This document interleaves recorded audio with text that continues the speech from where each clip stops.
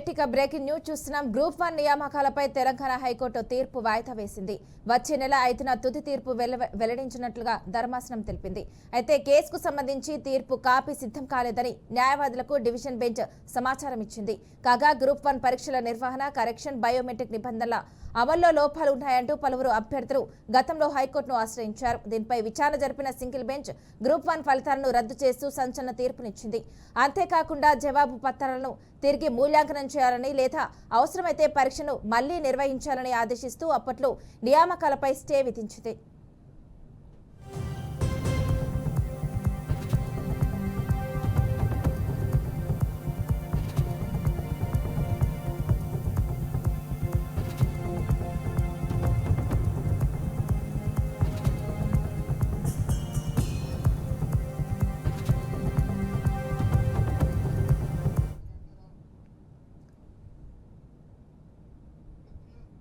Group 1 నియామకాలపై Telangana high court తీర్పు వాయిదా వేసింది. వచ్చే నెల 5న తుది తీర్పు వెల్లడించనున్నట్లుగా ధర్మాసనం తెలిపింది. అయితే కేసుకు సంబంధించి తీర్పు కాపీ సిద్ధం కాలేదని న్యాయవాదులకు డివిజన్ బెంచ్ సమాచారం ఇచ్చింది.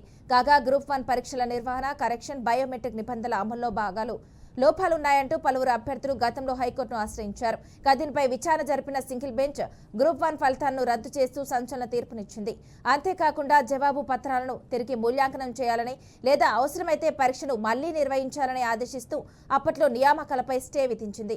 ఇక ఇదే అంశానికి సంబంధించి మరింత సమాచారాన్ని మా ప్రతినిధి రామకృష్ణ అందిస్తారు. రామకృష్ణ, చెప్పండి, ఈ అంశానికి సంబంధించిన అప్డేట్ ఏంటి? మానస, ఏదైతే గ్రూప్ 1 మెయిన్ పరీక్ష విషయంలో ఇంకా దీనికి సంబంధించి కూడా ఉత్కంఠ కొనసాగుతుందని చెప్పుకోవచ్చు. గత నెలలో సంబంధించిన పిటిషన్ పై తీర్పు రిజర్వ్ చేసిన ప్రధాన న్యాయమూర్తి justice operation Kumar Singh, justice M Mohiuddin ధర్మాసనం తీర్పుని ఇవాళ వాయిదా వేసింది. అయితే ఇవాళ తీర్పును ఫిబ్రవరి 5 తేదీకి వాయిదా వేసినట్లు కూడా తెలిసింది. దీనికి సంబంధించి కూడా ఇంకా తీర్పు ఏదైతే ఉందో ఇంకా రెడీ కాలేదు డివిజన్ బెంచ్ అని చెప్పి వెల్లడించడం జరిగింది.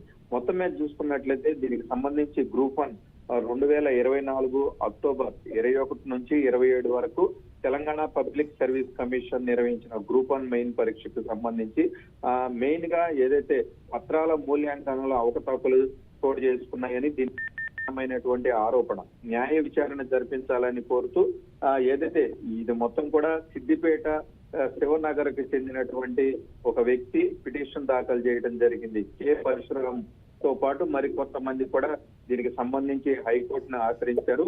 హైకోర్టును ఆశ్రయించిన నేపథ్యంలో హైకోర్టు సింగిల్ జడ్జి మార్చి 10న వెల్లడించిన తుది మార్కుల జాబితా, మార్చి 30న ప్రకటించిన జనరల్ ర్యాంకు జాబితా రెండు కూడా రద్దు చేశారు. గ్రూప్ 1 మెయిన్స్ అన్ని సమాధానాల పత్రాలు తిరిగి మూల్యాంకాలు చేసి ఫలితాలను ప్రకటించాలని కమిషన్ ఆదేశించింది. మొత్తం మీద చూసుకున్నట్లయితే దీనికి సంబంధించి కూడా 563 మంది అభ్యర్థులు దీనికి సంబంధించి ఇప్పటికే అపాయింట్మెంట్ లెటర్లు కూడా అందుకున్నారు.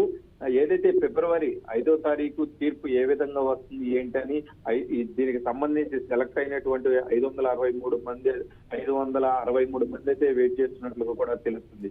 మొత్తం మీద చూసుకుంటే ఫిబ్రవరి 5వ తారీఖు ఏమవుతుంది అనేది మాత్రం ఉత్కంఠగా అయితే ఉన్నట్టు కూడా తెలుస్తుంది. Manasa. Okay, thank you Ramakrishna.